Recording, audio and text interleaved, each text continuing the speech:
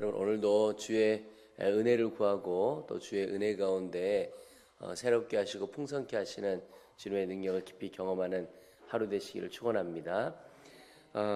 교회 위에서 기도하면서 갖게 되는 마음, 또 간절한 소망 중에 하나가 또 그렇게 되는 질문 중에 하나가 어느 교회가 큰 교회인가, 또 어느 교회가 능력 있는 교회인가 하는 생각을 갖게 됩니다.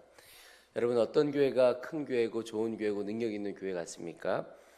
사람들이 많이 모이는 교회, 물론 그럴 수 있겠습니다. 그러나 그것이 전부가 아니라는 것이죠.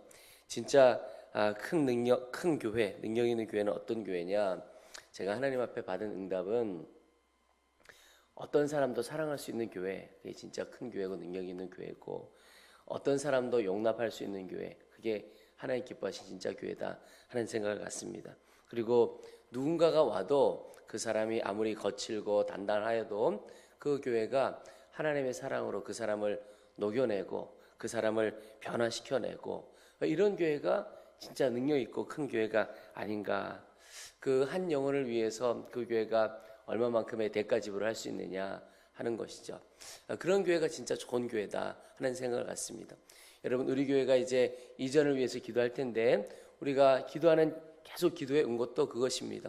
이전하는 그것 자체가 중요한 것이 아니고, 이전은 하나님께서 책임져 주실 것 믿고 구하고, 그 이전에 정말 우리 교회가 주님 기뻐하시는 본질을 정말 잘 붙드는 교회, 그래야 진짜 교회가 되는 것이죠.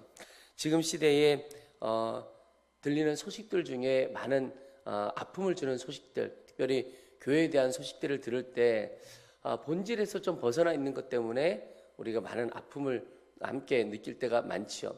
우리 교회는 주님 모시는 그날까지 정말 주 예수님만 꼭 붙들고 본질 놓치지 않는 교회, 그래서 좋은 교회, 능력 있는 교회 되어지기를 소망합니다. 함께 기도해 주시길 바랍니다.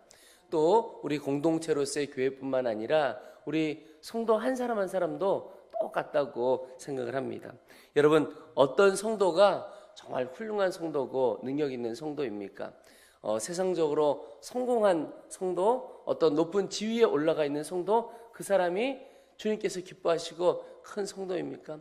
예전에는 그런 생각이 있습니다. 예수 믿으면 성공한다, 성공해야 된다, 이런 생각이 많았죠. 그래서 젊은이들도 하여튼 열심히 해가지고 높은 자리에 가는 것, 그것이 소망이었고 그걸 정말 추구할 때가 많았습니다. 근데 막상 세월을 흘러가면서 보니까 높은 자리에 가 있는 성도들로 인하여 변화되기보다 오히려 어떤 좋지 못한 이야기를 들을 때 그분이 교회를 다니시더라, 그분이 어느 교회 장로님이시더라, 뭐 이런 이야기가 오히려 우리의 마음을 힘들게 하고 아프게 할 때가 많습니다.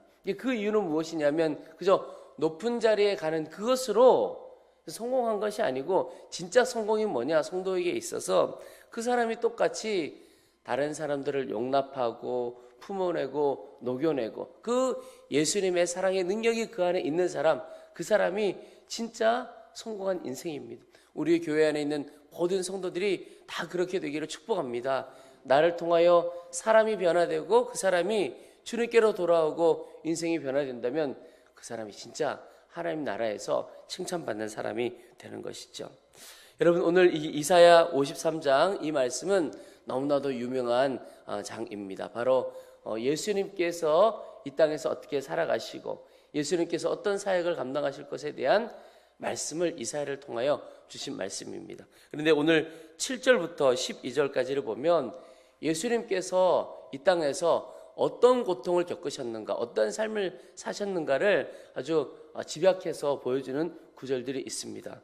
먼저는 예수님께서 이 땅에서 어떤 고통을 당하셨느냐, 곤욕을 당하고 어려움을 당하여도 입을 열지 않으셨다는 것, 침묵하셨다는 것. 오늘 7절에 그가 곤욕을 당하여 괴로울 때에도 그의 입을 열지 아니하였음이며, 마치 도수장으로 끌려가는 어린 양과 털 깎는 자 앞에서 잠잠한 양같이 그의 입을 열지 아니하였도다. 예수님은 말할 수 없는 아픔 속에서도 침묵하셨다는 거죠. 여러분 우리는 얼마나 우리의 아픔에 대하여 말하기를 원하고 말하는가. 우리의 입술이 먼저 우리의 사정을 알리는 경우가 많습니다. 우리의 사정뿐만이 아니죠. 입술이 얼마나 전파가 잘 됩니까? 여기서 말 한마디가 나오면 조금 지나면 다 알려지게 되는 것이죠. 제가 목회하면서 저희 교회는 뭐 작은 교회여서 뭐 별로 그렇진 않은데, 제가 이전에 교회에서 섬기면서 이렇게 장로님들의 회의를 하고 나면, 자, 이거는 다음 회의까지 우리끼리 비밀로 합시다. 이러면요, 한 5분 지나면 한 전교인의 반이 아는 것 같아요. 이게 그만큼 말의 전파가 빠릅니다. 근데 그 이유는 내 안에 뭔가 말하고 싶은 게 많은 거죠. 근데 특별히 내 아픔, 내 연약함, 내 괴로움, 이거는 더 말하고 싶은 거예요. 왜냐하면 알아주기를 원하는 마음이 있기 때문에 그렇습니다. 누군가가 나의 아픔과 나의 삶을 알아주기를 원하는 거죠. 그런데 예수님은 고스란히 그 고통과 아픔을 그대로 다 지고 가신 분이십니다. 또 하나, 예수님은 그의 진심을 이해받지 못했습니다. 오늘 8절에 그런 곤욕과 신문을 당하고 끌려갔으나 그 세대 중에 누가 생각하기를 그가 살아있는 자들의 땅에서 끊어짐은 마땅히 형벌받을 내 백성의 허물 때문이라 하였으리요. 주님이 그 십자가를 지시는데 그 세대 누구도 그 십자가가 우리의 허물 때문이라고, 이 백성의 허물 때문이라고는 아무도 생각하지 않았다는 겁니다. 주님의 진심이 아무에게도 이해받지 못한 거죠. 여러분, 우리가 말 못하는 것도 그렇지만 또 하나, 우리의 진심이 이해받지 못한다는 것, 이게 얼마나 마음이 힘들고 어려운 일입니까? 여러분, 부모와 자녀 간의 어려움이 어떤 거죠? 부모의 진심이 자녀에게 전달되지 않는 겁니다. 물론 이 전달의 방법에 문제가 있기도 하죠, 부모님들의. 그러나 부모님의 마음이 아픈 것이 도대체 내 마음을 몰라준다는 거죠. 내 마음을 몰라준다는 거죠. 부모는 자녀가 마음 몰라준다고 생각하고, 자녀는 자녀대로 부모가 내 마음을 몰라준다고 생각하고, 이것이 서로 어려움을 갖게 되는 거죠. 오해받고 살아가는 것이 얼마나 괴로운 일인가. 실제 나와는 다르게, 내 마음과는 다르게 다른 이야기를 듣고 다른 평가를 받고 살아간다는 것, 정말 괴롭고 괴로운 일입니다. 그런데 예수님은 그 일을 그대로 받으셨다는 거죠. 억울함을 그대로 받으셨다는 거죠. 곤욕과 신문을 당하고 끌려갔지만 아무도 그를 이해하는 사람이 없었던 것이죠. 또 하나, 예수님께서 당하셨던 것, 바로 부당한 대우를 받으신 겁니다. 그는 강포를 행하지 아니하였고, 강포는 아주 세게 강하게 대한다, 이런 뜻입니다. 그렇게 행하지 아니하였고 그의 입에 거짓이 없었으나 그의 무덤이 악인들과 함께 있었으며 그가 죽은 후에 부자와 함께 있었도다. 여러분, 악인이 아닌데 악인 취급을 받은 겁니다. 죄인이 아닌데 죄인 취급을 받으신 분이 바로 우리 주님입니다.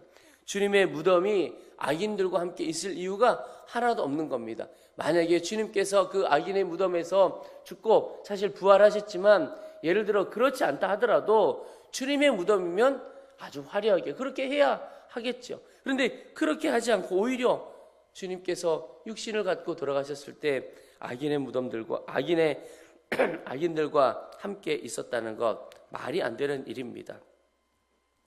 여러분, 우리가 이런 일을 용납할 수 있을까? 우리는 이런 일에 있어서 가만히 있을 수 있을까? 그런데 우리를 사랑하시는 주님은 그 삶 그대로 다 사셨고 받으셨던 겁니다. 기꺼이 그런 삶을 사셨습니다. 주님께서 겪으셨던, 예수님께서 이 땅에서 겪으셨던 그 모든 고통과 괴로움이 어디에서 왔을까? 왜 주님은 그런 고난과 아픔을 그대로 당하셨을까? 바로 그것은 우리를 향한 하나님의 사랑이 얼마나 크고 놀라운 것을 그대로 보여주는 것입니다. 오늘 10절에 여호와께서 그에게 상함을 받게 하시기를 원하사, 하나님 아버지께서 아들 예수가 그런 고통과 고난 당하기를 원하셨다는 겁니다. 이어서 질고를 당하게 하셨은즉 그의 영혼을 속건제물로 드리기에 이르면, 속건제물로 드린다는 것은 죄의 대가로 드린다, 이런 뜻입니다. 그러니까 죄는 우리가 지어서 우리가 죄값을 받아야 하는데 주 예수님께서 우리의 죄값으로, 죄의 제물로 드려졌다라고 하는 것이죠. 그가 씨를 보게 되며 그의 날은 길 것이요 또 그의 손으로 여호와께서 기뻐하시는 뜻을 성취하리로다. 예수님께서 그렇게 그런 고난의 길을 가신 것은 하나님 아버지의 기뻐하시는 뜻을 온전히 성취하기 위함이라는 겁니다. 예수님은 그 모든 고난과 고통을 그대로 감당하신 이유가 무엇이냐면 우리를 사랑하고 우리를 향한 사랑하시는 그 하나님 아버지의 뜻을 감당하기 위한 것이라는 거죠. 여러분, 어제도 우리가 잠깐 말씀을 나누었지만 하영록 목사님께서 심장을 다른 이에게 양보했다고 표현할까요? 하여튼 다른 이에게 심장을 내어주실 때 그때 본인에게 가졌던 이유가 누군가를 살리기 위해서는 누군가는 죽어야 하는구나, 이 사실을 깨달으셨다는 거죠. 근데 예수님의 오늘 삶이 그것입니다. 우리를 사랑하셔서 우리를 살리기 위하여는 무언가 대가 지불이 필요했던 것이죠.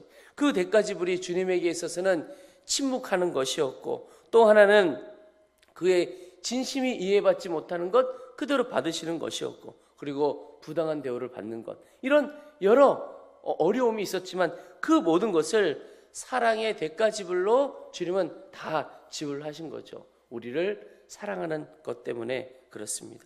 근데 여러분, 그 대가 지불 속에 결국 하나님 아버지께서 예수님을 영광스럽게 회복시켜 주셨습니다. 12절에 보면 그러므로 내가 그에게 존귀한 자와 함께 몫을 받게 하며 강한 자와 함께 탈취한 것을 나누게 하리니 이는 그가 자기 영혼을 버려 사망에 이르게 하며 범죄자 중 하나로 헤아림을 받았습니다. 그러나 그가 많은 사람의 죄를 담당하여 범죄자를 위하여 기도하였느니라. 주님께서 말할 수 없는 고난과 고통을 겪으셨지만 그것을 하나님께서 받으시고, 하나님께서 다른 이들, 우리 자신이죠, 우리를 살려내시고, 그러나 그것으로 끝이 아니고 우리 주님을 영광스럽게 회복시켜 주셨다는 말씀을 오늘 하고 있습니다. 여러분, 오늘 하루 우리를 사랑하셔서 목숨까지도 내어주셨던 그 사랑의 대가를 지불하셨던 주님을 바라보는 하루가 되기를 바랍니다. 그의 죽으심으로 우리가 사신 겁니다. 침묵과 억울함과 고난의 대가를 지불하시고 우리를 살려내신 것이죠. 내가 그냥 있는 것이 아니고 주님의 그 말할 수 없는 대가 지불로 인하여 우리가 살았구나. 그래서 우리는 예수님 짤인 거죠. 예수님의 생명값으로 살아가는 자구나 하는 것을 꼭 기억하고 살아가 보시기 바랍니다. 주님의 사랑이 우리에게 능력입니다. 여러분, 이 땅 가운데 아주 당당하게 살아가는 어린 아이들 보면요, 사랑을 충만히 받은 아이들인 것을 볼 수가 있습니다. 하나님의 사랑을 충만히 받은 자가 당당합니다. 내가 형편이 어떠하든지 어떠한 상황이 있는지 하나님이 나 사랑하는 자야, 그 안에 하늘의 당당함이 있게 되는 것입니다. 여러분, 오늘 그 당당함과 담대함이 우리 가운데 있기를 축복합니다. 또 하나, 주님께서 담당하셨던 그 사명이 또한 우리도 담당해야 할 사명인 것을 꼭 기억하시면 좋겠습니다. 그 말은 오늘도 우리가 누군가를 사랑하고 용납하고 녹여내기 위하여 우리가 지불해야 할 대가도 있다는 것입니다. 그것이 침묵일 수도 있고, 그것이 진심을 이해받지 못하는 억울한 삶일 수도 있고, 고난과 아픔일 수도 있습니다. 근데 여러분, 오늘 이 땅에서는 이 땅의 사람들은 예수님께서 또 꼭 그러셨던 것처럼 이 땅의 어떤 사람들도 내 마음을 알아주지 못하고 내가 침묵과 고통 가운데 대가를 지불한다 할지라도 주님께서 결국 우리를 회복시켜 주실 때가 올 것이라고 믿습니다. 주님이 예수님을 높여주신 것처럼 우리의 삶도 반드시 지금은 말할 수 없는 아픔과 어려움 가운데서도 주께서 그를 높여주시리라고 믿습니다. 여러분, 오늘 내가 감당해야 할 대가 지불, 내가 사랑하고 녹여내야 할 자들, 품어야 할 자들을 위하여 내가 지불해야 될 대가는 무엇인가 주께서 깨닫게 해주신 대로 살아가 보시기 바랍니다. 결국 우리의 눈물과 우리의 침묵과 우리의 그런 대가 지불을 통해서 하나님께서 하나님의 일을, 사람을 변화시키고 새롭게 하시는 그 놀라운 일을 친히 감당하시리라고 믿습니다. 우리 모두가 주의 은혜 통로 되기를 소망합니다. 우리 이제 주신 말씀 붙들고 기도하겠습니다. 하나님, 오늘 하루 나를 사랑하시되 죽기까지 생명 주시고 죽기까지 사랑하시는 그 주님을 바라보는 하루 되어지도록 도우시옵소서. 그래서 그 주님의 사랑으로 담대하게 살아가고 힘있게 살아가는 하루 되어지도록 도와주옵소서 기도하겠습니다. 우리 두 번째는 하나님, 주님이 나를 사랑하신 것처럼 나 역시 내가 만나는 이들, 내가 사랑해야 하는 이들 그렇게 사랑하도록 도와주옵소서. 대가 지불을 하며 눈물과 수고로 그들을 사랑하며 품어낼 수 있도록 우리 가운데 사랑의 힘을 더하여 주시옵소서. 우리의 주의 이름을 부르고 주의 이름을 한번 부르고 간절한 마음으로 함께 기도하겠습니다.